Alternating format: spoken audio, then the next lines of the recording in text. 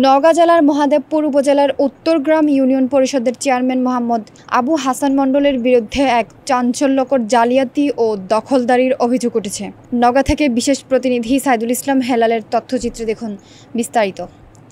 অভিযোগকারীর দাবি, হাইকোর্টের নির্দেশনা থাকা সত্ত্বেও তিনি একটি গভীর নলকূপ জোরপূর্বক দখলে রেখেছেন এবং দখল ছাড়তে অস্বীকৃতি জানাচ্ছেন। ভুক্তভোগী ইউপি সদস্য মোহাম্মদ শামীম হোসেন জানান, তিনি বরেন্দ্র বহুমুখী উন্নয়ন কর্তৃপক্ষ বিএমডিএর অধীনে খণ্ডকালীন অপারেটর কাম রেকর্ড কিপার হিসেবে নিয়োগপ্রাপ্ত এবং তার দায়িত্বে মহাদেবপুর উপজেলার একটি গভীর নলকূপ বুঝিয়ে দেওয়ার নির্দেশ এসেছে।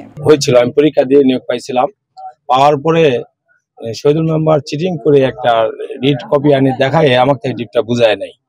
নেওয়ার পরে আমি পরবর্তীতে হাইকোর্টে যাই, আমি নকল তুলে দেখি যে এটা চিটিং করা হয়েছে। এসে বরন্দ যখন চাপ দিলাম, বরন্দ তখন দুজনকে বাদ দিয়ে তৃতীয় পক্ষ চেয়ারম্যানকে দেয়। চেয়ারম্যানকে নির্দেশ দেওয়ার পরে আমি চিন্তা করলাম তাহলে হাইকোর্টে একটা রিট করি।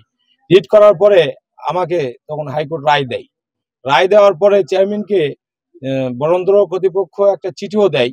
সে চিঠি দিয়ে চেয়ারম্যান সাহেব তাকে হাইকোর্টকে তিনি তুচ্ছ তাচ্ছিল্য মনে করে তিনি তার পেটুয়া বাহিনী দিয়ে ডিপ টিউবওয়েল দখলে রাখেন এবং বলে আমাকে যে তুমি ডিবে যেতে পারবে না, তুমি কি ডিবের বোঝো, হাইকোর্টকে আমি যা করবো তাই। এসব তাহলে আমার মতো মেম্বার যদি আইনি ব্যবস্থা বা আইনের ধারাকে যদি আমরা সমাধান না পাই, তাহলে সাধারণ পাবলিক কোথায় পাবে? তবে অভিযোগ অনুযায়ী উত্তরগ্রাম ইউনিয়ন পরিষদের চেয়ারম্যান আবু হাসান মণ্ডল সেই সেচ যন্ত্র জোরপূর্বক দখলে রেখে শামীম হোসেনকে কাজে যোগ দিতে বাধা দেন। বাধ্য হয়ে শামীম হোসেন হাইকোর্টে রিট দায়ের করেন। হাইকোর্ট তার পক্ষে রায় প্রদান করলে বিএমডি এর মহাদেবপুর জোনের সহকারী প্রকৌশলী মোহাম্মদ তারেক আজিজ 31 আগস্ট শামীম হোসেনকে পুনরায় নিয়োগ প্রদান করেন এবং সেচ যন্ত্র বুঝিয়ে দেওয়ার নির্দেশ দেন।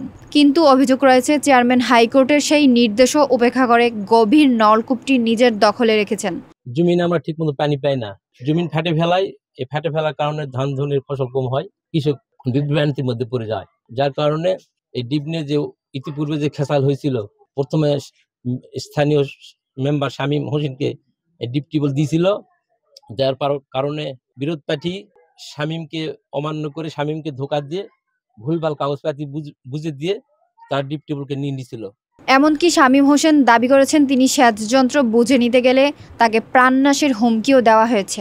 এ বিষয়ে শামীম হোসেন জেলা প্রশাসক, উপজেলা নির্বাহী কর্মকর্তা, বিএমডিএর নির্বাহী প্রকৌশলী, উপজেলা কৃষি কর্মকর্তা এবং মহাদেবপুর থানার ওসির নিকট লিখিত অভিযোগ দিয়েছেন। বরেন্দ্র কর্তৃপক্ষ তৃতীয় পক্ষকে দায়িত্ব প্রদান করে।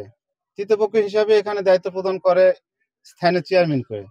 স্থানীয় চেয়ারম্যান আন্ডারে ডিপটা পরিচালিত হয়ে আসছিল। বিগত যে ধানটি হয়েছিল চেয়ারম্যানের আন্ডারে হয়েছিল। এর পরবর্তীতে এই যে বর্ষালি যে ধানটা হচ্ছে, এই সময় এসে এই ধান লাগানোর আগে শামীম আবার হাইকোর্ট থেকে রিট করে আবার নতুন করে কাগজ নিয়ে আসছে, যেটা শামীমের নামে বলবৎ আছে। তো এর মতো অবস্থায় কাগজে বা আইনি ধারায় দেখা যাচ্ছে যে শামীম এখানে ডিপ পরিচালনার ক্ষমতা রাখে। কিন্তু এক্ষেত্রে শামীমকে ডিপটি বুঝে না দিয়ে এই ডিপটি চেয়ারম্যানের আন্ডারে রেখে ডিপ পরিচালনা করতেছে। এখানে কৃষকদের যেটা চাওয়া পাওয়া বা আমাদের স্থানীয় যেটা চাওয়া পাওয়া, কাগজের ঊর্ধ্বে কেউ না এবং কোর্টকে মান্য করা আমাদের সকলের দায়িত্ব। এ ব্যাপারে অভিযুক্ত চেয়ারম্যান আবু হাসান মণ্ডলের কোনো মন্তব্য পাওয়া যায়নি। আইন বিশেষজ্ঞরা বলেছেন, হাইকোর্টের আদেশ অমান্য করা গুরুতর অপরাধ। বিষয়টি তদন্ত করে প্রয়োজনীয় আইনগত ব্যবস্থা নেওয়া জরুরি। কৃষকের মধ্যে প্রচুর সমস্যা। তার মধ্যে সর্বপ্রথম সমস্যা হচ্ছে তারা পর্যাপ্ত পরিমাণে পানি বা সেচের যে ব্যবস্থা সেটা পায় না। প্রতিপক্ষ বা আইনি ব্যবস্থার মাধ্যমে দুটি দল বিভক্ত হওয়ার পর আমার জানা মতে আর কি বিগত দিন থেকে একটা ঝামেলা সৃষ্টি হয় তাদের মধ্যে, সম্ভবত আইনি ধারা। তো তারা তাদের ধারাতে বলছে তারা ক্ষমতার বা মারামারির মাধ্যমে তাদের ডিপটি দখলে নেয়।